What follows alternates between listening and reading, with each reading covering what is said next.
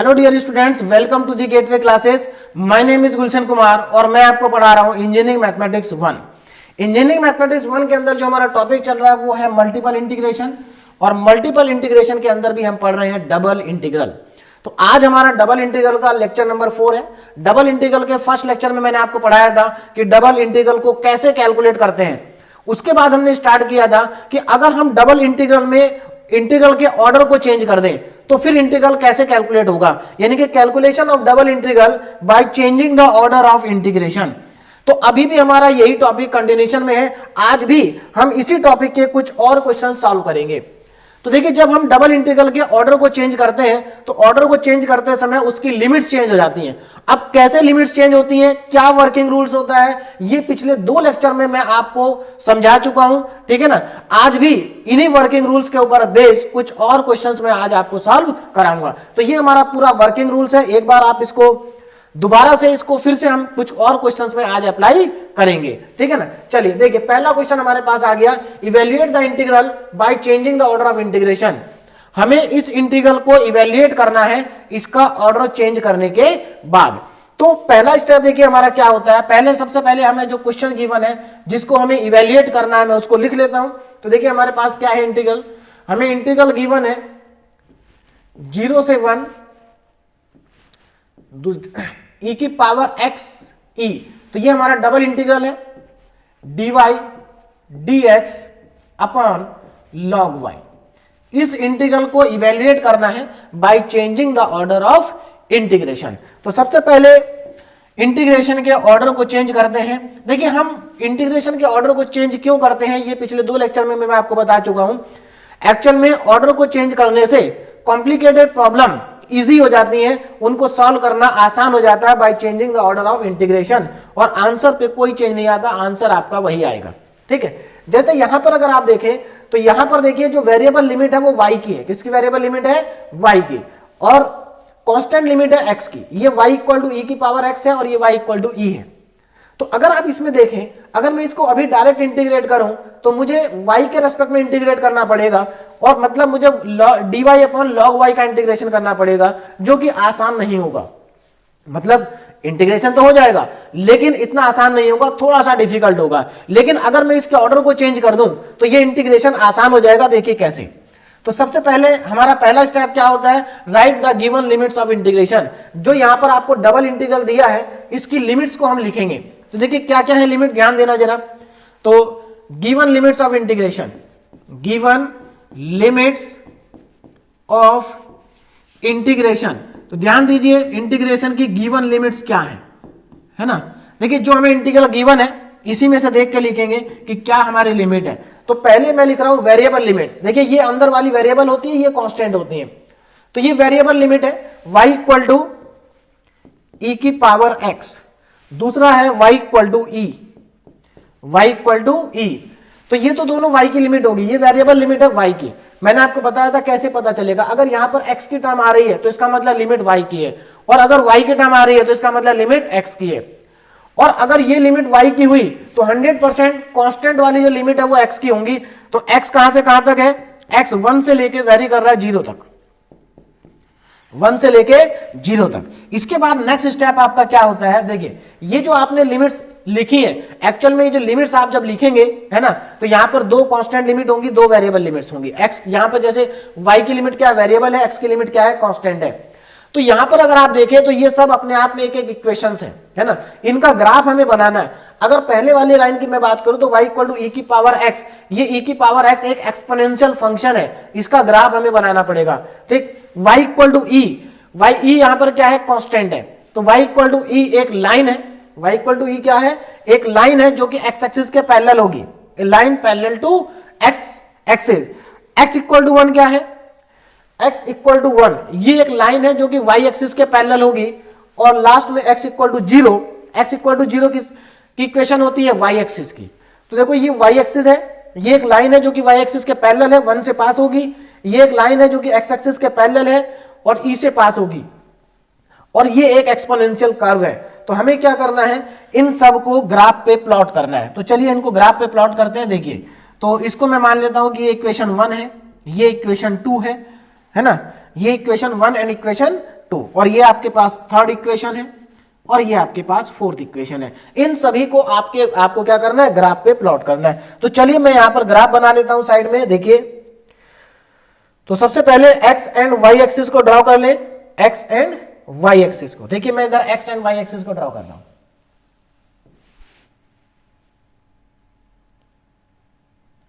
Y axis और ये रही हमारी एक्स एक्सिस। तो मैंने एक्स एक्सिस को भी ड्रॉ कर दिया और वाई एक्सिस को भी, ठीक है ना।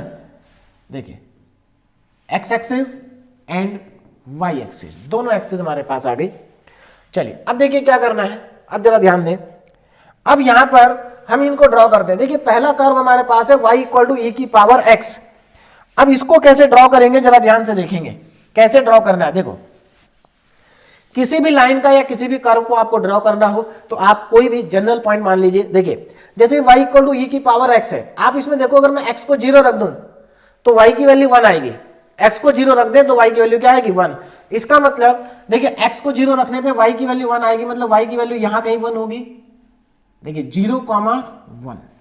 अगर मैं x को 0 रख दूं तो y कितना आएगा, देखो x को 0 रखने पे y की वैल्यू 1 आती है, क्योंकि e की पावर 0 जो होता है वो 1 होता है।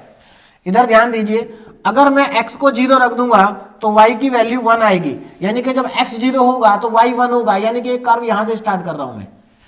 उसके बाद अब देखिए एक्सपोनेंशियल कर्व है। कैसा कर्व है, एक्सपोनेंशियल। क्यों, क्योंकि e की वैल्यू अगर मैं बात करूं तो e की अप्रोक्सीमेट वैल्यू 2.7 होती है, तो 2.7 की पावर x। तो सीधी सी बात है, जैसे जैसे पावर बढ़ती जाएगी y की वैल्यू इंक्रीज होती जाएगी। तो इसका मतलब यहां से ये कर्व ऊपर जाएगा, इंक्रीज होगा एक्सपोनेंशियली।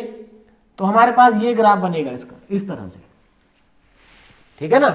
इस तरह का ग्राफ हमारे पास बनेगा। अब आगे देखिए, देखिए इसके बाद नेक्स्ट देखो y इक्वल टू ई। अब y इक्वल टू ई क्या है, y इक्वल टू ई एक कांस्टेंट है, e की 2.7 अप्रोक्सीमेट वैल्यू होती है। तो देखो यहां पर y 1 है और y 2.7 कहीं ऊपर आएगा तो उसकी अप्रोक्सीमेट वैल्यू है ना, अप्रोक्सीमेट वैल्यू ध्यान दीजिए। देखिए 2.7 यानी कि यहां कहीं, और ये कांस्टेंट रहेगी, यानी कि एक लाइन आएगी किसके पैरेलल, x एक्सिस के पैरेलल।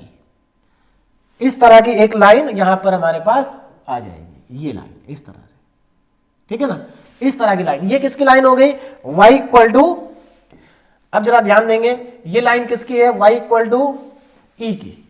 ये है y इक्वल टू ई और ये है y इक्वल टू ई की power x, y equal to E की पावर x। अब आगे देखें, x इक्वल टू 1।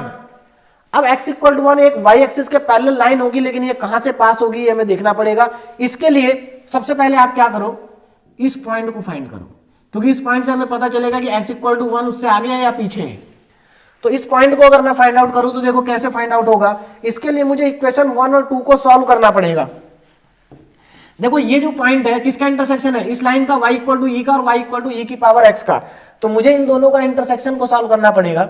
चलिए देखिए अब इनका इंटरसेक्शन मैं सॉल्व कर रहा हूं, तो सॉल्व 1 एंड 2, सॉल्व 1 एंड 2। तो इक्वेशन 1 एंड 2 को मैं सॉल्व कर रहा हूं। देखो कैसे सॉल्व करेंगे, एक चीज ध्यान दीजिए, यहां पर y इक्वल टू e की पावर x है, y इक्वल टू e है। तो एक काम करो, इक्वेशन 2 को इक्वेशन 1 में पुट कर दो, तो 1 में y की जगह e रख दीजिए, 1 में y की जगह e रख दीजिए, तो e इक्वल टू e की पावर x। अब यहां जरा ध्यान दो, e इक्वल टू e की पावर x है, इसका मतलब बेस सेम है तो पावर भी क्या होगी, सेम ही होगी। देखिए e की पावर x को मैं क्या लिख सकता हूं, e की पावर 1। तो जब बेस सेम होता है तो पावर भी क्या होती है, सेम होती है। इसका मतलब यहां से x की वैल्यू कितनी आ गई, 1। तो हमारे पास x जो है वो आ गया 1। कितना आ गया, 1 आ गया x। अब देखो अगर x 1 होगा तो क्या y भी 1 होगा, बिल्कुल।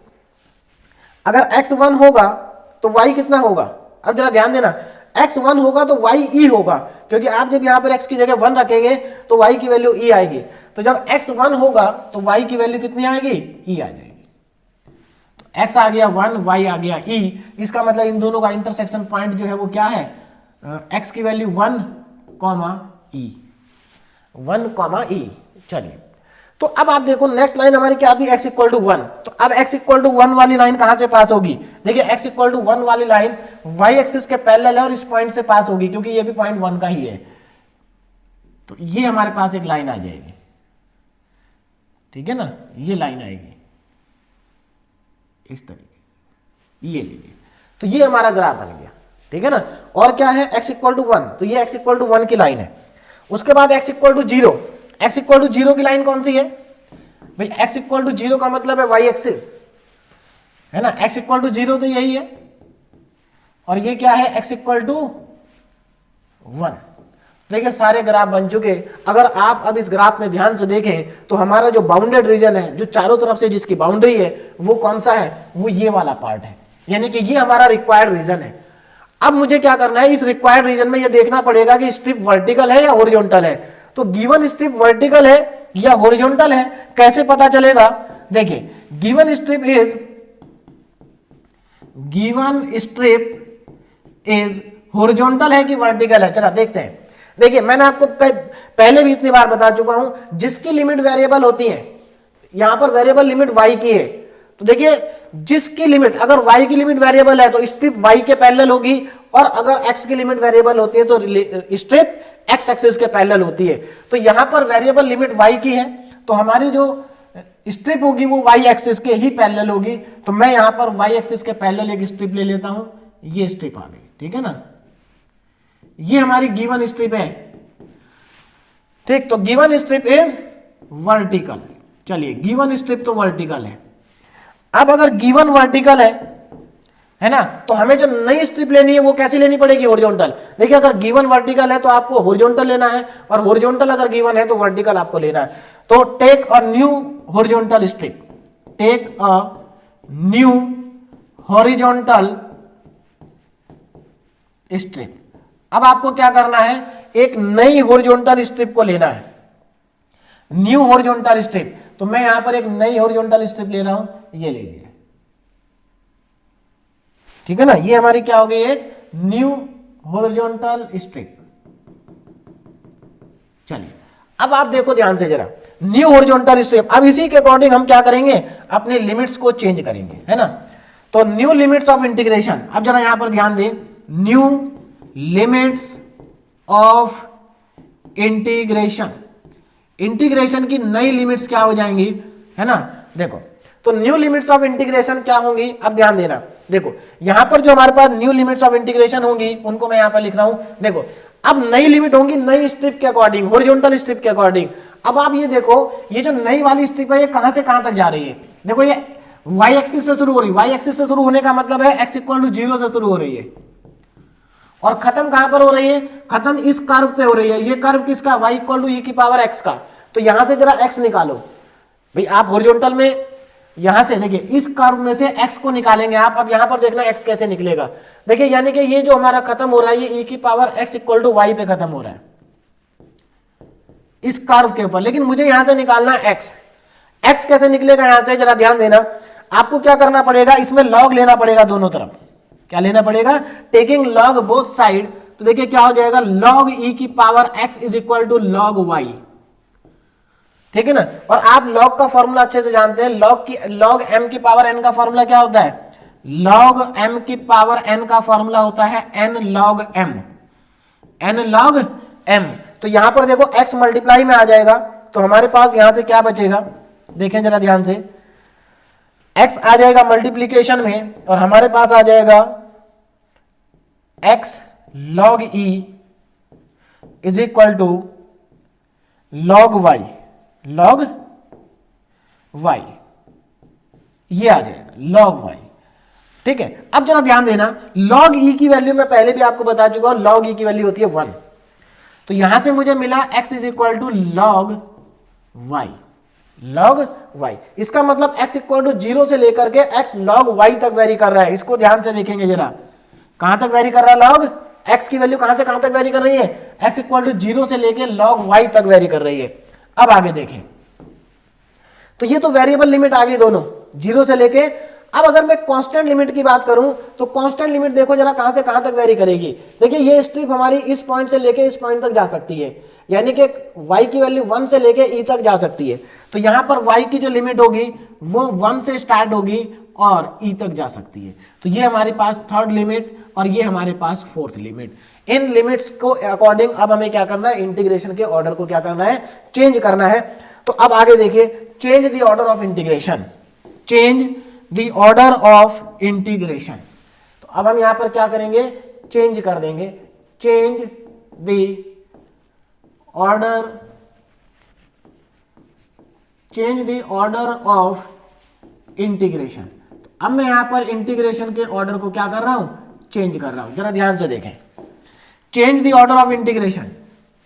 देखो अब मैं यहां पर इंटीग्रेशन का जो जिसको हमें इवेल्युएट करना है वो लिखने जा रहा हूं, 0 से 1 e की पावर x से लेके e, 0 से 1 e से लेकर के e की पावर x, और फंक्शन क्या है, सॉरी एक मिनट, यहां e की पावर x नीचे है, यहां पर हमारे पास e की पावर x, तो e की पावर x है, उसको देखें जरा। अब देखें, देखिए 0 से 1 e की पावर x से e, e की पावर x से e जाना है, उसके बाद dy dx log y, ये हमारे पास गिवन इंटीग्रल है, डबल इंटीग्रल है हमारे पास, जिसको हमें इवेल्युएट करना है, जिसको हमें क्या करना है, इवेल्युएट करना है, e की पावर x e 0 से 1। चलो देखो अब मैं इसका ऑर्डर को चेंज करना है, और ऑर्डर को चेंज करने के बाद ये हो जाएगा आसान। देखिए कैसे, देखिए यहां पर ऑर्डर को चेंज करने के बाद ये इजी हो जाएगा। देखिए कैसे, देखो ऑर्डर क्या है, देखो यहां पर कांस्टेंट लिमिट कहां से कहां तक है, 1 तक। ध्यान रखना कांस्टेंट लिमिट पहले वाले इंटीग्रल पे आती है, वेरिएबल लिमिट दूसरे वाले पे आती है। तो यहां पर देखिए, यहां पर वेरिएबल लिमिट कौन सी है, x की होंगी। वेरिएबल लिमिट किसकी है, x की। जब स्ट्रिप हॉरिजॉन्टल होगी तो वेरिएबल लिमिट x की होगी। तो x की लिमिट कहां से कहां तक वेरी कर रही है, 0 से लेके log y तक, और ये हो रही है 1 से लेके e तक। चलिए इनको चेंज कर लेते हैं, तो हमारे पास डबल इंटीग्रल आएगा। जो वेरिएबल लिमिट है वो कहां से कहां तक वेरी हो रही है, 0 से लेकर के log y तक, 0 से log y। और कांस्टेंट लिमिट की अगर मैं बात करूं तो कांस्टेंट लिमिट 1 से लेके e तक, ये है 1 से लेके e तक। फंक्शन में कोई चेंज नहीं आता, फंक्शन वही रहेगा। देखिए जब हम ऑर्डर को चेंज करते हैं तो केवल लिमिट चेंज होती है, फंक्शन चेंज नहीं होता है। ध्यान दीजिए, जब हम डबल इंटीग्रल के ऑर्डर को चेंज करते हैं तो लिमिट चेंज होती है, फंक्शन चेंज नहीं होता, ये एज इट इज रहेगा। अब इसको मैं इवेल्युएट कर रहा हूं, देखिए जरा ध्यान से। हाँ तो अब देखो यहां पर आसान क्यों हो गया, क्योंकि अब ये लिमिट किसकी है, लिमिट है x की। देखो log y आ गया ना, y की टर्म्स आ गई, तो लिमिट किसकी है, x की। और जब x की लिमिट होगी तो x के रेस्पेक्ट में इंटीग्रल होगा, और x के रेस्पेक्ट में इंटीग्रल होगा तो y और log y, dy और log y दोनों कांस्टेंट हो जाएंगे। तो हम इन्हें कांस्टेंट ऑफ इंटीग्रेशन से बाहर कर, मतलब हम दूसरे वाले इंटीग्रल से इनको बाहर कर सकते हैं। तो ये हमारे पास देखिए, तो हमारे पास 1 से लेकर के e, और मैं यहां पर dy को भी बाहर कर देता हूं, और log y को भी हम बाहर कर देते हैं, ठीक है ना। तो हमारे पास यहां पर क्या बचा, 0 से log y, और बचा केवल यहां पर dx। अब देखो कितना आसान हो गया, dx का इंटीग्रेशन x होता है, सबको मालूम है, dx का इंटीग्रेशन x। तो यहां पर मेरे पास आ जाएगा 1 से लेकर के e तक dy log y, और यहां पर x का dx का इंटीग्रेशन x, लिमिट 0 से log y। अब यहां पर अपर लिमिट माइनस लोअर लिमिट कर देते हैं, अपर लिमिट माइनस लोअर लिमिट। देखिए कितना आ जाएगा, 1 से e dy upon log y। देखिए यहां पर जब आप x की जगह अपर लिमिट माइनस लोअर लिमिट करेंगे तो ये क्या आ जाएगा, log y माइनस 0, यानी कि log y ही बचेगा, log y। और यहां पर log y से log y क्या हो जाएगा, कैंसिल हो जाएगा। तो log y से log y हो गया कैंसिल। अब देखिए नेक्स्ट स्टेप में हमारे पास क्या बचेगा, तो नेक्स्ट स्टेप हमारे पास आ गया is equal to 1 upon integration 1 से e। अब देखो कितना बचा, log y से log y कैंसिल आउट, यहां पर बचा केवल dy, और dy का इंटीग्रेशन y, और लिमिट कहां से कहां तक है, 1 से e तक। तो कितना आ जाएगा, e माइनस 1, यानी कि फाइनली हमारा आंसर आ गया। देखिए फाइनली कितना आंसर आ जाएगा, इंटीग्रेशन 0 से 1 इंटीग्रेशन e की पावर x से लेकर के e dy dx upon log y is equal to e minus 1, ये मेरे पास आ गया दूसरा इंटीग्रल, ठीक है ना। चलिए, तो मैंने दो इंटीग्रल कैलकुलेट कर लिए, यहां पर हमने डबल ऑर्डर को चेंज करके हमने इसका डबल इंटीग्रल कैलकुलेट किया, जो कितना आ गया, e माइनस 1 आ गया। तो सिंपल सा क्वेश्चन था, ठीक है। देखिए इतना बड़ा क्वेश्चन नहीं है, मैं आपको प्रॉपर स्टेप बता रहा हूं, इसलिए थोड़ा सा लेंथी हो जाता है। मैं आपको पहले ही बता चुका हूं, ये चीजें मैं आपको समझाने के लिए लिख रहा हूं। आप चाहें तो आप डायरेक्ट भी कर सकते हैं, इन स्टेप को आप स्किप कर सकते हैं, लेकिन अभी समझने के लिए जरूरी है आपके लिए, ठीक है ना। चलिए नेक्स्ट क्वेश्चन। अब देखिए नेक्स्ट क्वेश्चन आपके लिए प्रैक्टिस है, बिल्कुल ऐसा ही है। देखो यहां पर क्या लिमिट 1 से लेके e की पावर x तक है, तो e की पावर x का मैं आपको ग्राफ बता चुका हूं कैसे बनता है ना। तो यहां पर देखो dy dx है, यहां पर तो फंक्शन भी नहीं है कुछ, बहुत सिंपल हो जाएगा, छोटा सा क्वेश्चन है, सिंपल आंसर आएगा e स्क्वायर माइनस 3। तो ये आपके लिए प्रैक्टिस क्वेश्चन है, इसको आप अपने आप प्रैक्टिस करें। नेक्स्ट क्वेश्चन देखिए, क्वेश्चन नंबर 2, बहुत इंपॉर्टेंट क्वेश्चन है ये भी, ठीक है ना। इस चैप्टर का जो सबसे change of order of integration का जो सबसे इंपॉर्टेंट क्वेश्चन है, वो मैं आपको लास्ट लेक्चर में करा चुका हूं, बहुत बार पूछा गया है, उस क्वेश्चन को आप अच्छे से प्रैक्टिस करें। चलिए, evaluate the integral by changing the order of integration.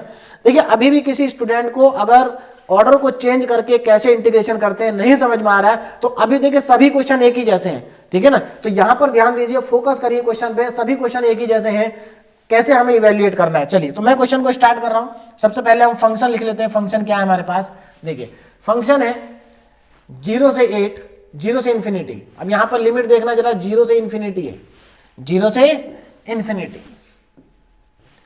और दूसरे इंटीग्रल की लिमिट है 0 से लेकर के x तक, 0 से x, ठीक। x e की पावर माइनस में x स्क्वायर अपॉन में y dy एंड dx। चलो ये हमारी लिमिट है। अब देखो इसको हमें क्या करना है, सबसे पहले गिवन लिमिट्स ऑफ इंटीग्रेशन लिख लेते हैं। तो गिवन लिमिट्स ऑफ इंटीग्रेशन, तो जरा ध्यान दें क्या है गिवन लिमिट्स ऑफ इंटीग्रेशन, है ना। गिवन लिमिट्स ऑफ इंटीग्रेशन, देखो पहले वेरिएबल लिमिट, देखो यहां x की टर्म लिखी है, तो इसका मतलब वेरिएबल लिमिट अगेन y की है। तो y कहां से कहां तक वेरी कर रहा है, 0 से लेकर के x तक वेरी कर रहा है ना। और x, ये कांस्टेंट लिमिट जो है ये x की है, x कहां से कहां तक है, 0 से लेकर के इंफिनिटी तक है, 0 से कहां तक है, इंफिनिटी तक। अब देखिए x जो वेरी कर रहा है वो 0 से इंफिनिटी तक वेरी कर रहा है। तो आप ध्यान दीजिए y इक्वल टू 0 क्या है, y इक्वल टू 0 हमारे पास x एक्सिस की इक्वेशन होती है। तो ये x एक्सिस है, देखिए x एक्सिस, ध्यान देना ये क्या है, x एक्सिस। ये क्या है, एक लाइन है जो कि ओरिजिन से पास होती है और एकदम मिड से जाती है। तो ये लाइन ओरिजिन से पास होगी, स्ट्रेट लाइन की इक्वेशन है ना। तो हमें कितने कर्व ड्रॉ करने हैं, 1 2 3 और 4, इनको हमें ग्राफ पे ड्रॉ करना है।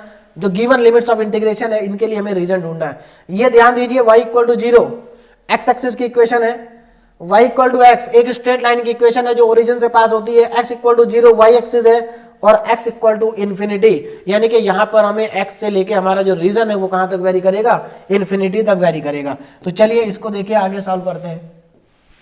देखें तो सबसे पहले इधर मैं राइट साइड में पहले x एक्सिस और y एक्सिस को ड्रॉ कर लेते हैं। देखिए x axis and y axis, ये हमारी y एक्सिस और ये हो गई x एक्सिस, ठीक है, x axis and y axis. तो x एक्सिस y एक्सिस, है ना।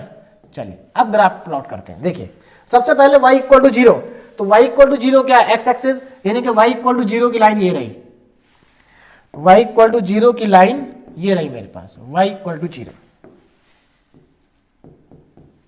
उसके बाद y इक्वल टू x, देखो y इक्वल टू x कहां होगी, y इक्वल टू में x, ये एक लाइन होगी जो मिड से पास होगी, ये है y इक्वल टू x। उसके बाद देखो y इक्वल टू x हो गया, तो इसके ऊपर मैं लिख देता हूं y इक्वल टू x, तो ये y इक्वल टू x की लाइन। उसके बाद x equal to 0, x equal to 0 की लाइन y एक्सिस होती है, तो ये रही x इक्वल टू 0। उसके बाद लास्ट जो x है हमारा वो कहां तक वेरी कर रहा है, 0 से लेके इंफिनिटी तक। देखो जरा ध्यान से, जो x है वो 0 से लेके इंफिनिटी तक वेरी कर रहा है, तो x की वैल्यू तो इधर से 0 से लेके इंफिनिटी तक जाएगी, 0 से लेकर के इन्फिनिटी। देखिए x इक्वल टू इन्फिनिटी है, यानी कि ये कहीं यहां पर x की वैल्यू इन्फिनिटी कहां होगी, इधर कहीं होगी। तो एक ये x इक्वल टू इन्फिनिटी क्या है, एक स्ट्रेट लाइन है जो कि y एक्सिस के पैरेलल होगी, कहां होगी, इनफाइनाइट डिस्टेंस पे होगी, इनफाइनाइट डिस्टेंस पर होगी। तो अब यहां पर ध्यान दीजिए रीजन कौन सा आया, देखो रीजन आएगा ये, क्योंकि ये हमारा देखो इधर भी आ रहा है, इस लाइन के नीचे है और इधर, तो ये हमारा रीजन आ गया इधर। ध्यान दीजिए y जो है वो 0 से लेकर के वेरी कर रहा है कहां तक, x तक। देखिए y 0 से स्टार्ट हो रहा है, y इक्वल टू 0 ये है, और कहां तक जा रहा है, y इक्वल टू x तक हम जा रहे हैं। उसके बाद x की वैल्यू 0 से स्टार्ट हो रही है, मतलब यहां से स्टार्ट हो रही है और इन्फिनिटी तक जा रही है। तो हमारे पास देखो ये गिवन रीजन हो गया। अब स्ट्रिप देखो, गिवन स्ट्रिप क्या होगी, जरा ध्यान देना है, यहां पर कोई इंटरसेक्शन पॉइंट है नहीं तो हमें वो कैलकुलेट करना नहीं। तो गिवन स्ट्रिप क्या है, देखिए given strip is, given strip vertical है कि हॉरिजॉन्टल है, देखो जरा किसकी लिमिट वेरिएबल है, y की। तो जो गिवन स्ट्रिप होगी वो आपकी अगेन वर्टिकल ही होगी। गिवन स्ट्रिप क्या होगी, वर्टिकल। तो ये हमारी गिवन स्ट्रिप है, ठीक है। तो गिवन स्ट्रिप इज वर्टिकल, तो गिवन स्ट्रिप इज वर्टिकल। अब देखो अगर गिवन स्ट्रिप वर्टिकल है तो हमें जो नई स्ट्रिप लेनी है वो हॉरिजॉन्टल लेनी होगी। Take a new horizontal strip. अब मैं यहां पर एक न्यू हॉरिजॉन्टल स्ट्रिप ले रहा हूं, ठीक है ना, न्यू हॉरिजॉन्टल स्ट्रिप। देखिए तो यहां पर ऐसे ले लेते हैं, अब ये कहां तक जाएगी, इनफाइनाइट डिस्टेंस तक जाएगी, इनफाइनाइट तक जाएगी, ठीक है ना। तो ये हमारी क्या होगी, न्यू हॉरिजॉन्टल स्ट्रिप हो गई, जो कि हॉरिजॉन्टल डायरेक्शन में है। अब यहां पर जरा ध्यान से देखें, देखिए तो new limits of integration, new limits of integration, new limits of integration. देखो नई लिमिट क्या होंगी इंटीग्रेशन की, जरा ध्यान दीजिए। देखो अगर मैं बात करूं न्यू लिमिट्स ऑफ इंटीग्रेशन की, तो हमारी लिमिट कहां से शुरू होगी, देखिए यहां से लेके ये स्ट्रिप इनफाइनाइट डिस्टेंस तक जा रही है। इसका मतलब x जो है वो स्टार्ट कहां से हो रहा है, x स्टार्ट हो रहा है y से। देखिए ये एक्चुअल में x इक्वल टू y की लाइन है ना, तो यहां से स्टार्ट हो रहा है y से, x इक्वल टू y से, और कहां तक खत्म होगा, स्ट्रिप इनफाइनाइट तक जाएगी। तो ये x की लिमिट होगी जो कि वेरिएबल है। ऐसे ही y की लिमिट अगर मैं लिखूं तो y कहां से कहां तक वेरी करेगा, जरा देखो ध्यान से, y वेरी करेगा। देखो ये जो स्ट्रिप है ये कहां से कहां तक जा सकती है, 0 से ऊपर इनफाइनाइट तक जा सकती है। तो ये y भी हमारा 0 से लेकर इनफाइनाइट तक जा रहा है, 0 से लेकर इनफाइनाइट। तो ये न्यू लिमिट्स ऑफ इंटीग्रेशन आ गई हमारे पास। अब हमें क्या करना है, change the order of integration, change the order of integration. अब मैं यहां पर क्या करूंगा, इंटीग्रेशन के ऑर्डर को चेंज कर दूंगा, change the order of integration. और इंटीग्रेशन के ऑर्डर को चेंज करने के बाद देखिए हमारे पास क्या आएगा, देखिए लिमिट 0 से इनफाइनाइट है, 0 से x e की पावर माइनस में x square upon y dy और dx। अब यहां पर लिमिट ऑफ इंटीग्रेशन को मैं चेंज कर रहा हूं, जरा ध्यान से देखें। देखिए जो न्यू लिमिट्स होंगी, तो नई लिमिट जो हमारी कांस्टेंट लिमिट है वो तो 0 से इनफाइनाइट तक है। पहले इंटीग्रल पे 0 टू इनफाइनाइट आएगा, 0 टू इनफाइनाइट, ठीक है ना, 0 टू इनफाइनाइट। देखें 0 टू इनफाइनाइट, तो पहले इंटीग्रल पे लिमिट आएगी 0 से इनफाइनाइट तक, 0 से इनफाइनाइट। दूसरा इंटीग्रल वेरी कर रहा है y से लेकर के x इक्वल टू y से लेकर के x इक्वल टू इनफाइनाइट तक, और फंक्शन हमारा कोई चेंज नहीं आएगा, x e की power minus x square upon y। देखो किसके रेस्पेक्ट में इंटीग्रेट करेंगे, x की लिमिट है तो पहले x के रेस्पेक्ट में इंटीग्रेट करेंगे। तो मैं यहां पर लिख देता हूं dx और dy। तो पहले x के रेस्पेक्ट में लिखेंगे, इंटीग्रेट करेंगे, उसके बाद y के रेस्पेक्ट में। तो जिसके रेस्पेक्ट में पहले करते हैं जनरली हम उसको पहले लिख लेते हैं dx को, ठीक है। लेकिन हमें ये पता होना चाहिए कि किसके रेस्पेक्ट में इंटीग्रेशन करना है, बाकी dx और dy कहीं भी आप लिख सकते हैं। देखो अब आगे जरा ध्यान देना, अब क्या करेंगे हम, देखो हमें इसको x के रेस्पेक्ट में इंटीग्रेट करना है, ये भी x है और ये भी x है, यानी कि x के दो फंक्शन है। अब क्या करें, तो देखो अब हमारे पास ऑप्शन ये है कि हमें यहां पर सब्स्टिट्यूशन करना पड़ेगा। हमें यहां पर क्या करना पड़ेगा, सब्स्टिट्यूशन। क्यों, क्योंकि देखो जरा ध्यान से, एक्स स्क्वायर का जो डिफरेंशिएशन होगा वो 2x होगा और x dx हमारा लिखा हुआ है। तो मैं यहां पर क्या करूंगा, put x square upon y equal to t. तो देखिए नेक्स्ट आगे चलते हैं और हम यहां पर सब्स्टिट्यूशन करते हैं। तो put x square upon y is equal to d. ध्यान रखें एक्स के रेस्पेक्ट में कर रहे हैं, तो जो y होगा वो कांस्टेंट होगा। y क्या होगा, कांस्टेंट होगा। तो एक्स स्क्वायर अपॉन वाई को मैंने t पुट कर दिया, ठीक। तो इसका डिफरेंशिएशन करेंगे तो एक्स स्क्वायर का 2x dx अपॉन में y is equal to dt, है ना। सब्स्टिट्यूशन मेथड आप लोग क्लास 12 में बहुत डिटेल में पढ़ चुके हैं, है ना, क्लास 12 इंटीग्रेशन में। तो 2x dx dt, y उधर क्रॉस मल्टीप्लाई हो जाएगा, तो मेरे पास यहां से x dx की वैल्यू देखिए क्या आ जाएगी, y अपॉन 2 dt। ये मेरे पास वैल्यू आ जाएगी x dx की। अब इस वैल्यू को हम इंटीग्रल में क्या कर देंगे, सब्स्टिट्यूट कर देंगे। अब जरा यहां पर ध्यान दें, देखिए तो जो हमारा इंटीग्रल है उसमें मैं वैल्यू को पुट कर रहा हूं, तो ध्यान से देखें क्या आएगा।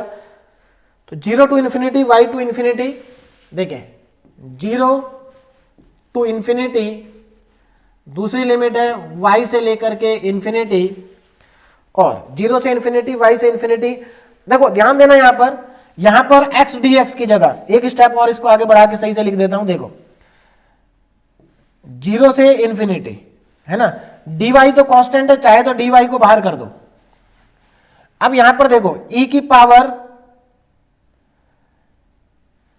देखिए दूसरा इंटीग्रल है हमारा y से लेके इन्फिनिटी तक, और ये हमारे पास आ रहा है e की power minus x square upon y, x को मैं बाद में लिख देता हूं इंटू एक्स डी एक्स। अब जरा ध्यान देना, ये जो x dx है इसकी जगह हमें dt रखना है। क्या रखना है, x dx की जगह क्या आ रहा है हमारे पास, y upon 2 dt, y upon 2 dt। एक और इंपॉर्टेंट बात यहां पर ध्यान रखना, मैंने सब्स्टिट्यूशन किया है लेकिन अभी लिमिट चेंज नहीं की सब्स्टिट्यूशन के अकॉर्डिंग, है ना। तो मैंने आपको लास्ट लेक्चर में बताया था कि आप दो तरीके से कर सकते हैं, या तो आप जब सब्स्टिट्यूशन करें तो लिमिट को चेंज कर दें, या अगर आप लिमिट नहीं चेंज करना चाहते हैं तो आप सब्स्टिट्यूशन करने के बाद इंटीग्रेशन कर दें, और इंटीग्रेशन में लिमिट लगाने से पहले टी की वैल्यू को वापस पुट कर दें। तो मैं टी की वैल्यू वापस पुट करूंगा, इसलिए मैंने इंटीग्रेशन की लिमिट को चेंज नहीं किया। चलिए तो यहां पर मेरे पास फंक्शन क्या आ रहा है, हाँ देखिए ये मेरे पास आ जाएगा x dx की जगह तो आ जाएगा y अपॉन 2 dt, और इसकी जगह आ जाएगा t। तो ये मेरे पास आएगा e की power minus T into y upon 2 dt, y upon 2 dt। देखिए y upon 2 dt, x dx की जगह y अपॉन 2 dt और यहां पर t।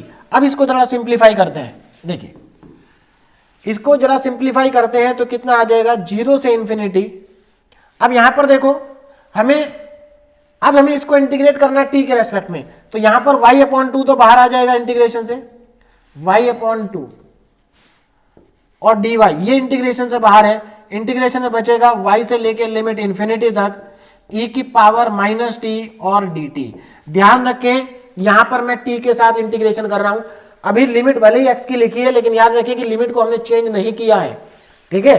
तो इंटीग्रेट करें कितना आ जाएगा, 0 से infinity y upon 2 dy, e की पावर माइनस टी का इंटीग्रेशन सब जानते हैं, e की पावर माइनस टी होता है, बस माइनस मल्टीप्लाई में आ जाएगा, और लिमिट y से लेकर के इंफिनिटी तक। देखिए यहां पर आप याद रखिए कि अभी आपको लिमिट अप्लाई नहीं करनी है, क्यों, क्योंकि हमें पहले t की वैल्यू पुट करनी है। देखिए इस पर्टिकुलर क्वेश्चन में बिना t की वैल्यू पुट करे भी आंसर बिल्कुल ठीक आएगा, लेकिन वो तरीका गलत हो जाएगा, ठीक है ना, इसलिए। और इस पर्टिकुलर क्वेश्चन में आंसर ठीक आएगा, बाकी किसी क्वेश्चन में आंसर ठीक नहीं आएगा, ज्यादातर में सभी में गलत आंसर आएगा, इसलिए पहले t की वैल्यू को वापस पुट कर दें। तो 0 से इंफिनिटी और y अपॉन 2 dy, और यहां पर देखो जब लिमिट अप्लाई करेंगे तो ये क्या आ जाएगा, माइनस e की पावर माइनस इंफिनिटी। देखिए ध्यान दें मैं क्या कर रहा हूं, इस माइनस साइन को देखिए, ये जो माइनस साइन है इस माइनस साइन को मैं बाहर कर देता हूं, तो ये लीजिए यहां पर ये माइनस आ गया, तो अब ये प्लस हो गया, तो e की power minus infinity minus e की पावर माइनस वाई, e की पावर माइनस वाई। ध्यान दीजिए मैंने माइनस साइन को पहले बाहर कर दिया था, है ना। अब यहां पर मैं अपर लिमिट लगाऊंगा तो e की पावर माइनस इंफिनिटी माइनस, अच्छा एक मिनट, अभी एक मिनट, लिमिट नहीं, अभी वापस वैल्यू नहीं पुट करिए, हाँ वैल्यू वापस पुट करें। तो देखिए माइनस साइन तो बाहर कर दिया मैंने, t की वैल्यू कितनी थी, देखिए t की वैल्यू को वापस पुट करें, e की power minus x square upon y, ये हमारी e की वैल्यू। अब लगाएंगे लिमिट, लिमिट कहां से कहां तक है, y से लेके इंफिनिटी तक। अब जरा लिमिट को अप्लाई करें, देखिए कितना आ जाएगा, माइनस 0 से इंफिनिटी, 0 से इंफिनिटी y अपॉन 2 dy, और यहां पर देखिए जब आप अपर लिमिट लगाएंगे, देखिए अपर लिमिट लगाएंगे तो e की पावर माइनस x की जगह आप इंफिनिटी रखेंगे, x की जगह क्या रखेंगे, इंफिनिटी, तो ये आपके पास e की पावर माइनस इंफिनिटी ही आ जाएगा, क्योंकि x की वैल्यू इंफिनिटी है, उसको आप किसी भी नंबर से डिवाइड करोगे इंफिनिटी आएगा, y से डिवाइड करने पे इंफिनिटी आएगा, माइनस e की पावर, देखिए x की जगह y रखेंगे तो y स्क्वायर अपॉन y हो जाएगा, मतलब e की पावर माइनस y आएगा, तो ये मेरे पास आ जाएगा। अब इसको थोड़ा सा और सिंप्लीफाई करके लिखूं मैं, तो माइनस 1/2 बाहर आ रहा है, 0 से लेके इंफिनिटी तक। देखो e की पावर माइनस इंफिनिटी होता है 0, क्यों, देखिए e की पावर माइनस इंफिनिटी 0 होता है क्योंकि हम इसको e की पावर 1 अपॉन इंफिनिटी लिख सकते हैं, और देखो e की वैल्यू 2.7 होती है, अगर आप उसकी पावर को इनफाइनाइट करेंगे तो वो खुद इनफाइनाइट हो जाएगा, और 1 अपॉन इनफाइनाइट 0 होता है, ये सब लोग जानते होंगे। तो इसलिए यहां पर y dy और ये आ जाएगा 0 माइनस e की power minus y। Next step में देखो माइनस 1/2, देखो एक माइनस ये प्लस हो जाएगा, 0 से इंफिनिटी y e की power minus y and dy, ये मेरे पास आएगा। अब इसके बाद क्या करना है, देखो अगेन हमारे पास दो फंक्शन आ गए, और ये दोनों फंक्शन मल्टीप्लीकेशन में है, y के दो फंक्शन है, दोनों मल्टीप्लीकेशन में है, और y के रेस्पेक्ट में ही इंटीग्रेट करना है।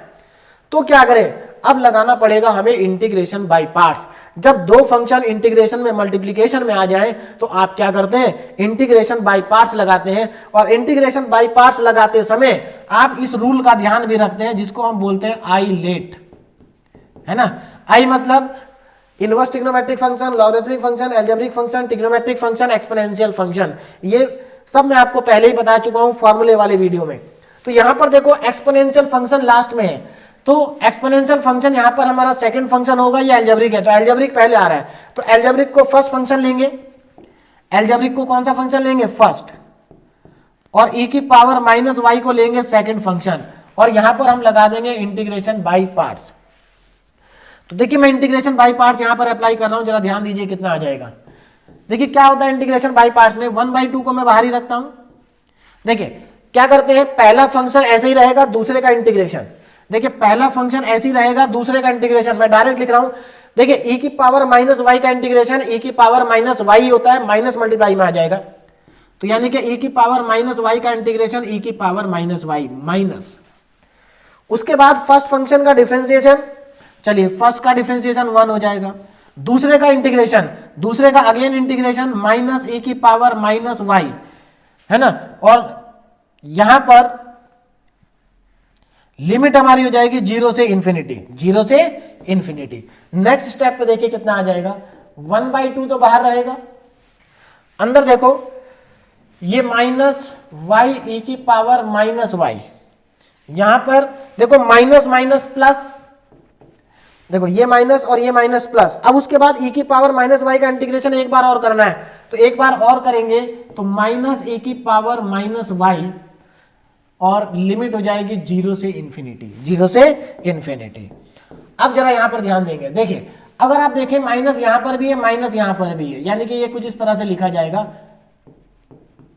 माइनस e की पावर माइनस y, और यहां से माइनस आ जाएगा कॉमन, तो माइनस को अगर मैं कॉमन ले लूं तो अंदर प्लस बचेगा y e की power minus y plus e की पावर माइनस y, लिमिट होंगी 0 से लेकर के इंफिनिटी तक। नेक्स्ट स्टेप पे देखें, देखो माइनस 1/2, अब यहां पर जरा ध्यान देना, देखो यहां पर फिर से e की पावर माइनस इंफिनिटी आएगा जो कि 0 होता है, तो 0, यहां पर फिर से देखिए, जब आप अपर लिमिट पुट करेंगे तो e की पावर माइनस इन्फिनिटी 0, e की पावर माइनस इन्फिनिटी 0 माइनस, अब माइनस साइन लगाएंगे। अब आप y की जगह 0 रखेंगे तो देखो y की जगह 0 रखेंगे तो ये 0 मल्टीप्लाई में आ रहा है तो 0 आ जाएगा। यहां y की जगह 0 रखेंगे तो e की पावर 0 हो जाएगा जो कि 1 होता है, तो -1। माइनस क्यों आया? क्योंकि अपर लिमिट माइनस लोअर लिमिट हम कर रहे हैं। तो देखो ये हमारे पास फाइनली -1/2 और अंदर भी बचा माइनस, मल्टीप्लाई करेंगे तो प्लस का 1/2। तो हमारे पास जो आंसर आ गया, ठीक है ना, इंटीग्रेशन का आंसर देखिए क्या आया हमारे पास। हमारे पास फंक्शन क्या था? 0 से इंफिनिटी, 0 से x, 0 से इंफिनिटी, 0 से x, देखिए 0 से इंफिनिटी, 0 से x, एक्स ई और e की power minus x square upon y d y d x is equal to, इसका जो आंसर आया वो आया 1/2, 1/2। तो ये हमारा इस क्वेश्चन का फाइनली आंसर आ गया, ठीक है ना। देखिए तो ये हमारा फाइनल आंसर है ना। ये हमारा क्वेश्चन यहां पर क्या हो गया? कंप्लीट हो गया, ठीक है। तो देखिए ये भी इंपॉर्टेंट क्वेश्चन था, ठीक। इसी के जैसा एज इट इज क्वेश्चन देखिए यहां से स्टार्ट हुआ था, सिंपल क्वेश्चन था, ठीक है ना। आप इसको बस इंटीग्रेट करते जाएंगे। जब आप इसको कॉपी पे करेंगे ना, आपको इतना समय नहीं, समझने में समय लगेगा, करने में समय नहीं लगेगा। क्योंकि जब आप पेन से और स्केल से ग्राफ बनाएंगे तो बहुत जल्दी आपका रफ स्केच बनाना है, बहुत जल्दी आपका बनेगा। तो ये हमारा क्वेश्चन कंप्लीट हो गया। अब नेक्स्ट क्वेश्चन देखिए, नेक्स्ट क्वेश्चन क्या है? Evaluate the integral by changing the order of integration. Practice question है। देखो अभी जो मैंने आपको क्वेश्चन कराया, जो ये क्वेश्चन गिवन है एज इट इज सेम है बिल्कुल। देखो आंसर भी देखो सेम है, 1/2। अंतर क्या आ रहा है? यहां पर लिमिट अब 0 से y होगी, वहां पर 0 से x थी, यानी कि यहां पर गिवन स्ट्रिप होगी हॉरिजॉन्टल और आपको लेनी पड़ेगी वर्टिकल, ठीक। उसके बाद देखो फंक्शन भी एज इट इज है, सब वैसे ही होगा। आप यहां पर वाई स्क्वायर अपॉन एक्स को टी मान लेंगे, एज इट इज, कोई पूरे स्टेप सेम रहेंगे, बस आपकी स्ट्रिप चेंज होगी, हॉरिजॉन्टल की जगह वर्टिकल हो जाएगी, वर्टिकल की जगह हॉरिजॉन्टल हो जाएगी, और कोई डिफरेंस नहीं आएगा। नेक्स्ट क्वेश्चन हमारे पास, evaluate the integral by changing the order of integration. तो यहां पर हमें इसका इंटीग्रेशन को इसके इवैल्यूएट करना है, ठीक है ना। चलिए देखिए स्टार्ट करते हैं क्वेश्चन को। देखो यहां पर एक चीज आप चेंज कर लें, ये 0 है, ये हमारे पास 0 से स्टार्ट है, ठीक है ना। चलिए तो पहले मैं गिवन फंक्शन को लिख लेता हूं। तो देखिए गिवन हमें जो इंटीग्रल करना है 0 से 1, दूसरी लिमिट है 0 से √1 माइनस एक्स स्क्वायर, फंक्शन है e की पावर y अपॉन e की पावर में y प्लस 1, और अंडर रूट में देखिए नीचे अंडर रूट में लिखा है 1 minus x square minus Y square d y d x. ये मेरे पास गिवन फंक्शन है। अब देखो इसको अगर आप, इस क्वेश्चन को अगर आप डायरेक्टली देखें तो ये क्वेश्चन कॉम्प्लिकेटेड क्वेश्चन है। क्यों कॉम्प्लिकेटेड है? क्योंकि यहां पर देखो y की लिमिट है, तो हमें इसको y के रेस्पेक्ट में इंटीग्रेट करना पड़ेगा अगर हम डायरेक्ट करें तो। और यहां पर y के 3 फंक्शन है, तो अगर आप इसको बिना ऑर्डर को चेंज किए इंटीग्रेट करेंगे तो ये प्रॉब्लम बहुत ज्यादा कॉम्प्लिकेटेड है। लेकिन ऑर्डर को चेंज करने के बाद ये प्रॉब्लम हो जाएगी आसान। तो मैं यहां पर क्या कर रहा हूं, अब इसके हम क्या करेंगे, ऑर्डर को चेंज करेंगे। तो सबसे पहले गिवन लिमिट्स ऑफ इंटीग्रेशन। तो देखिए गिवन लिमिट्स क्या क्या हैं उनको मैं यहां पर लिख देता हूं, जल्दी से देखें। तो गिवन लिमिट्स ऑफ इंटीग्रेशन है हमारे पास। देखिए y की लिमिट वेरिएबल है, तो y कहां से कहां तक वेरी कर रहा है? 0 से √1 माइनस एक्स स्क्वायर तक y वेरी कर रहा है। दोनों तरफ स्क्वायरिंग करेंगे, देखिए क्या आ जाएगा, y square is equal to 1 minus x square, यानी कि एक्स स्क्वायर को लेफ्ट में लाएंगे तो x square plus y square is equal to 1। और आप अच्छे से जानते हैं कि ये एक सर्कल की इक्वेशन है। ऐसा सर्कल जो कि ओरिजिन से पास होता है, ऐसे सर्कल की ये क्या है, इक्वेशन है, ठीक। आगे देखें, कांस्टेंट लिमिट किसकी है? एक्स की।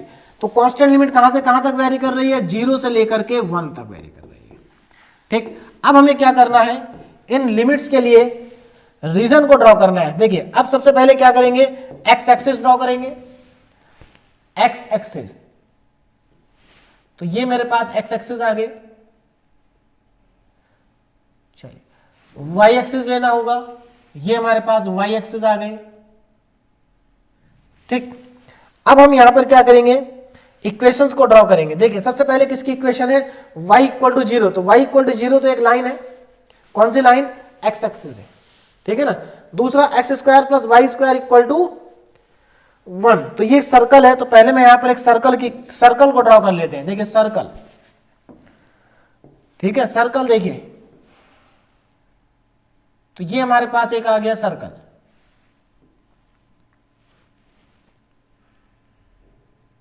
चलिए, तो ये रहा सर्कल। अब आगे देखें, देखिए नेक्स्ट क्या है, इक्वेशंस को मैं लिख लेता हूं पहले।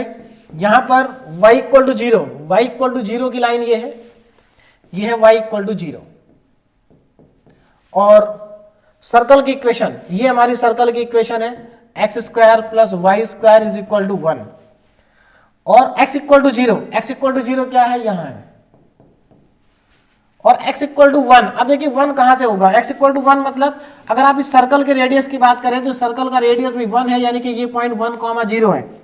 तो जो x इक्वल टू 1 वाली लाइन होगी ये कहां से पास होगी, x इक्वल टू 1 वाली लाइन इसी पॉइंट से पास होगी, ठीक है ना, ये इसी पॉइंट से क्या हो जाएगी, पास हो जाएगी। ये लीजिए, तो ये x इक्वल टू 1 की लाइन आ गई।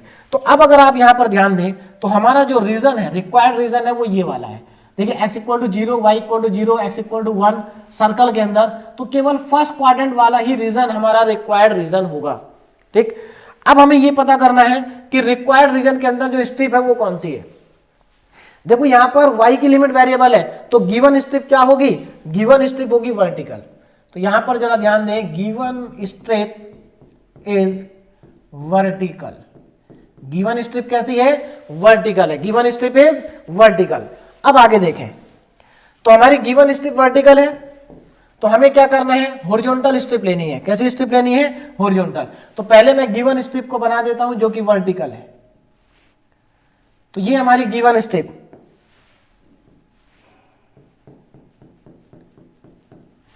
Now take a new strip. अब हमें क्या करना है, टेक अ न्यू स्ट्रिप। अब मुझे एक नई स्ट्रिप लेनी है, take a new horizontal strip. कैसे स्ट्रिप लेनी है, horizontal, take a new horizontal strip. अब जरा यहां पर ध्यान दें, तो हमारे पास न्यू लिमिट्स ऑफ इंटीग्रेशन क्या हो जाएंगी, न्यू लिमिट्स ऑफ इंटीग्रेशन। तो पहले तो मैं हॉरिजॉन्टल स्ट्रिप ले लेता हूं, फिर उसके बाद न्यू लिमिट्स ऑफ इंटीग्रेशन की बात करेंगे। देखिए हॉरिजॉन्टल स्ट्रिप यहां पर ले लेते हैं, ये हमारी होगी हॉरिजॉन्टल स्ट्रिप्स। अब देखो लिमिट कहां से कहां तक वेरी करेगी, जरा जल्दी से देखें। देखिए ये है x इक्वल टू 0 की लाइन, यानी कि x इक्वल टू 0 से लेकर के x इक्वल टू 0 से स्टार्ट होगा और कहां तक जाएंगे, ये देखिए सर्कल तक जाएगी ये स्ट्रिप। यानी कि सर्कल में से x की वैल्यू निकालो, सर्कल की इक्वेशन में से x की वैल्यू निकालोगे तो कितना आएगा, अंडर रूट में 1 माइनस वाई स्क्वायर, यानी कि x इक्वल टू 0 से लेकर के x equal to under root of 1 minus x square तक जाना हमें। उसके बाद अगर मैं कांस्टेंट लिमिट लिखूं तो कांस्टेंट लिमिट क्या होंगी, देखिए कांस्टेंट लिमिट होगी y की। y कहां से कहां तक वेरी करेगा, देखिए ये जो स्ट्रिप है ये यहां से लेके वहां तक जा सकती है, टॉप तक। तो यानी कि y की वैल्यू 0 से लेकर के y की वैल्यू 1 तक जा सकती है। तो ये हमारी लिमिट्स चेंज हो गई। अब हम क्या करेंगे, now change the order of integration, change the order of integration. अब हम यहां पर इंटीग्रेशन के ऑर्डर को कर देंगे चेंज, और देखिए चेंज कर ऑर्डर को चेंज करने के बाद क्या आएगा, तो मैं यहां पर पहले गिवन फंक्शन लिख लेता हूं। गिवन फंक्शन देखिए कितना है, 0 से लेकर के 1, दूसरा इंटीग्रेशन 0 से स्टार्ट होके under root of 1 minus x square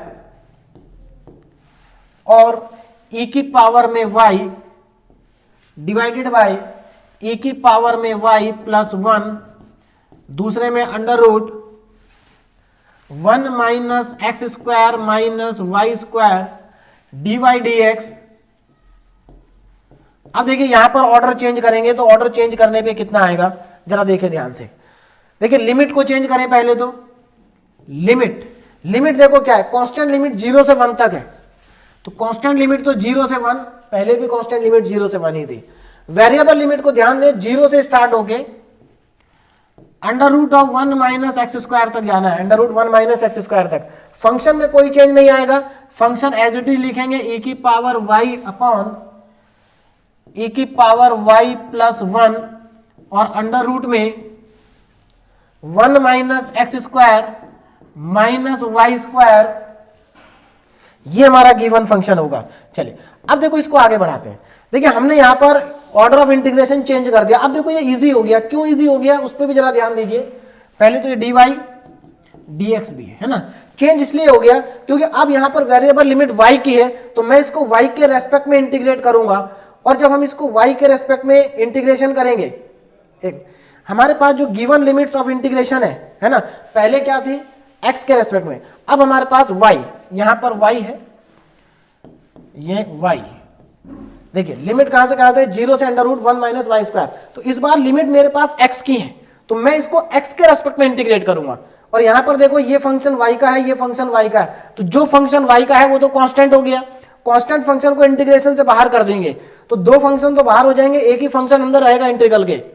तो इसको इंटीग्रेट करना हमारे लिए क्या हो जाएगा, आसान हो जाएगा। तो चलिए इसको आगे इंटीग्रेट करते हैं। देखिए तो हमारे पास कितना आएगा, इंटीग्रल कहां से कहां तक है, 0 से 1, 0 से 1, उसके बाद 0 से लेकर under root 1 minus Y square, 0 से लेकर के अंडर रूट में 1 माइनस वाई स्क्वायर, इंटीग्रल 0 से 1, 0 से 1। दूसरा इंटीग्रल 0 से अंडर रूट में 1 माइनस वाई स्क्वायर। फंक्शन को लिखें, देखिए फंक्शन को अगर मैं यहां पर लिखूं तो e की पावर y और e की पावर y प्लस 1 को हम इंटीग्रल दूसरे वाले इंटीग्रल से बाहर कर सकते हैं, यानी कि इस वाले इंटीग्रल से बाहर कर सकते हैं। e की पावर y अपॉन e की पावर y प्लस 1 और dy को इस इंटीग्रल से बाहर कर सकते हैं, ठीक है ना, इस इंटीग्रल से बाहर कर सकते हैं। तो हमारे पास क्या बचा, 0 under root of 1 minus Y square. देखिए 0 से under root of 1 minus Y square बचा, e की पावर y और ये सब बाहर आ चुका है, ऊपर बचेगा dx अपॉन अंडर रूट में 1 minus x square minus Y square, 1 minus x square minus Y square, ये बचेगा। अब देखो इसका इंटीग्रेशन करते हैं, देखिए कितना आएगा, 0 से 1 e की पावर y अपॉन e की पावर y प्लस 1 dy, ये तो हमारा बाहर है। यहां पर देखो जरा, 0 से अंडर रूट में 1 minus Y square dx upon, देखो जो नीचे लिखा हुआ इसको मैं कैसे लिखूंगा, ध्यान देना। देखिए ये जो x है यहाँ पर कांस्टेंट है, यानी कि हमारे पास जो 1 माइनस एक्स स्क्वायर है ये कांस्टेंट है, तो क्या मैं इसको ऐसा लिख सकता हूं, under root of 1 minus x square का होल स्क्वायर, स्क्वायर से रूट हट जाएगा। ऐसा कर क्यों रहे, क्योंकि ऐसा करने से हमारे पास एक फॉर्मूला बन जाएगा, integration of dx upon under root में a square minus x square, और ये फॉर्मूला होता है sine inverse x upon a। तो इस फॉर्मूले को बनाने के लिए हम 1 माइनस एक्स स्क्वायर की जगह पर क्या लिखेंगे, रूट 1 माइनस एक्स स्क्वायर का होल स्क्वायर। तो रूट 1 माइनस एक्स स्क्वायर का whole square minus Y square, minus Y square.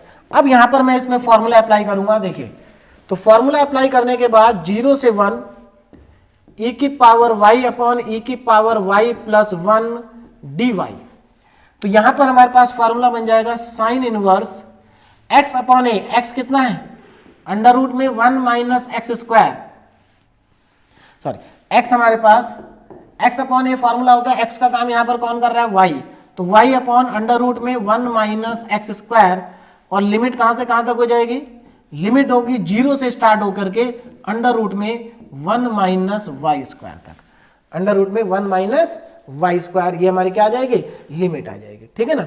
चलिए तो यहां पर हमारे पास, हाँ तो हम इसको x के रेस्पेक्ट में, एक मिनट, हम इसको इंटीग्रेट कर रहे हैं x के रेस्पेक्ट में, किसके रेस्पेक्ट में, x के रेस्पेक्ट में। जरा ध्यान देना, यहां लिमिट आ गई है x की, तो हम इसको x के रेस्पेक्ट में इंटीग्रेट कर रहे हैं। तो जब x के रेस्पेक्ट में इंटीग्रेशन करेंगे तो यहां पर जरा एक चीज का ध्यान देना, 1 माइनस एक्स स्क्वायर, तो हमारे पास x यहां पर वेरिएबल है, तो हमें क्या करना पड़ेगा, 1 माइनस वाई स्क्वायर का रूट लेके उसका स्क्वायर करना पड़ेगा। तो यहां पर थोड़ा सा ध्यान दें, यहां पर ये थोड़ा सा चेंज करना है। देखिए हाँ, यहां पर देखिए इसको इस तरह से लिखेंगे, 0 under root 1 minus Y square D x upon under root में 1 minus Y square minus x square, ऐसे लिखेंगे। अब यहां पर मैं 1 माइनस वाई स्क्वायर के रूट का होल स्क्वायर बना दूंगा, ठीक। तो यहां पर देखो नेक्स्ट स्टेप में हमारे पास क्या आ जाएगा, 0 से 1 e की पावर y अपॉन e की पावर y प्लस 1 dy, और यहां पर ये आ जाएगा। देखिए अब यहां पर ये वाला जो पार्ट है हमारा, देखिए ये वाला पार्ट 0 से 1 अंडर रूट में 1 minus Y square D x upon में under root 1 minus Y square का रूट का whole square minus x square. अब यहां पर मैं फॉर्मूला लगाऊंगा, तो देखिए फॉर्मूला लगाने के बाद क्या आ जाएगा, 0 से 1 e की पावर y अपॉन e की पावर y प्लस 1 dy, ये इंटीग्रेशन हो जाएगा sign inverse x upon a, x upon a। तो x और a का काम यहां कौन कर रहा है, अंडर रूट में 1 minus Y square, under root में 1 माइनस वाई स्क्वायर, ठीक। लिमिट कहां से कहां तक होगी, 0 से लेकर के अंडर रूट में 1 माइनस वाई स्क्वायर तक हमारी क्या हो जाएगी, लिमिट हो जाएगी। अब इसको आगे देखिए, देखिए यहां से मेरे पास आ जाएगा 0 से 1 e की पावर y अपॉन e की पावर y प्लस 1 dy, और ये वाला पार्ट देखो, इसमें upper limit minus lower limit करेंगे, तो जब आप x की जगह under root 1 minus Y square रखेंगे तो साइन इनवर्स 1 आ जाएगा, साइन इनवर्स 1 माइनस, और इसकी जगह जब 0 रखेंगे तो साइन इनवर्स 0, साइन इनवर्स 0।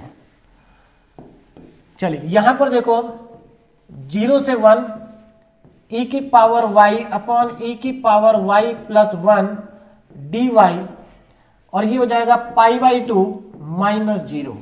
तो यहां पर नेक्स्ट स्टेप में ये आएगा 0 से 1, और यहां पर पाई बाई 2 को मैं बाहर लिख देता हूं, कांस्टेंट है, e की पावर y अपॉन e की पावर y प्लस 1 dy। अब इसका इंटीग्रेशन देखिए बहुत आसान है, क्या करेंगे, यहां पर e की पावर y प्लस 1 को t पुट कर देंगे, तो पुट e की power y plus 1 equal to t, तो कितना आ जाएगा, e की power y dy is equal to dt। तो इसको आप इंटरचेंज कर देंगे, ऊपर e की पावर y dy की जगह क्या लिखेंगे, dt। तो ये हमारा इंटीग्रेशन हो जाएगा पाई बाई 2 0 से 1 dt upon t, dt upon t। और नेक्स्ट लाइन में देखिए नेक्स्ट स्टेप हमारा आ जाएगा, तो यहां से इसको इंटीग्रेट करेंगे तो pi by 2 log T, pi by 2 log T आ जाएगा, है ना। और लिमिट कहां से कहां तक होगी, 0 से 1। अब t की वैल्यू वापस पुट कर दें, t की वैल्यू वापस पुट करेंगे तो pi by 2 log pi by 2 log T कितना पुट किया था हमने, e की पावर y प्लस 1, ये हमारा t है, और लिमिट हो गई 0 से 1 तक। अब लिमिट को अप्लाई करेंगे, अपर लिमिट माइनस लोअर लिमिट, तो पाई बाई 2 लॉग, देखिए y की जगह 1 रखेंगे तो e plus 1 minus lower limit, अगर y की जगह 0 रखेंगे तो 1 प्लस 1 लॉग 2 आ जाएगा, लॉग 2। और यहां पर लॉग की प्रॉपर्टी का यूज करेंगे, log m minus log n, log m upon n, तो लॉग e प्लस 1 अपॉन 2। देखिए फाइनली हमारे पास इस क्वेश्चन का जो आंसर है ना, फाइनली ये क्वेश्चन यहां पर कंप्लीट हो गया। देखिए तो हमारे पास जो क्वेश्चन था उसका कंप्लीट आंसर हमारे पास आ गया है ना, e की पावर y। तो हमारे पास जो फाइनली आंसर आया वो आ गया π/2 log e + 1/2। ये हमारा इस क्वेश्चन का फाइनल आंसर आ गया, ठीक है ना। चलिए, तो ये इसका आंसर है, ठीक। यहां पे लेफ्ट साइड में फंक्शन लिख देंगे, जो हमारा क्वेश्चन है उसको आप लिख देंगे। तो हमारे पास इसकी वैल्यू आ गई π/2 log e + 1/2।